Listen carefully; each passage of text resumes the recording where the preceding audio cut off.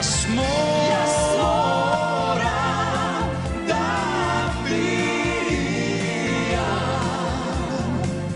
да се опијам. Од Владо Јаневски со препознатливиот шарм во своите евергрини, па се до Тоше со неизмерна емоција и Калиопи со глас што сече тишина.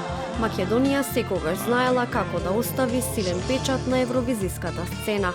100% љубам, нешто што ќе остане, црно и бело, не зори зоро, се дел од легендарните рефрени на кои се сеќаваат сите генерации.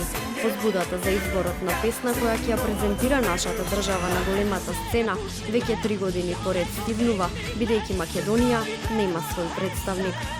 Јана Бурческа, македонската представничка на Евровизија во 2017 година, за телевизија 24 вели дека иако концептот на Евровизија е добра можност за интернационална промоција, сепак 3 години пауза може да се гледаат како период на преиспитување.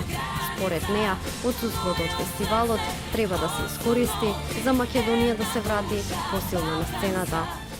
Македонија располага со извонредни вокални и музички капацитети, но можеби е време да размислиме надвор од стандардните рамки и да создадеме проект кој не само што ќе биде конкурентен, туку и автентично наш. Предпочитам да го истакнувам позитивниот аспект на нештата, па сметам дека е најдобро отсуството од фестивалот да се искористи во насока на тоа да се вратиме посилни, покреативни и порелевантни на европската сцена. Можеби големиот евровизиски јубилеј до година ќе ни биде мотивација. Годинава македонскиот композитор Дарко Димитров ќе биде дел од евровизискиот тим на Црна Гора. Предходно имаше работено и други евровизиски песни за представниците на Србија и Албанија.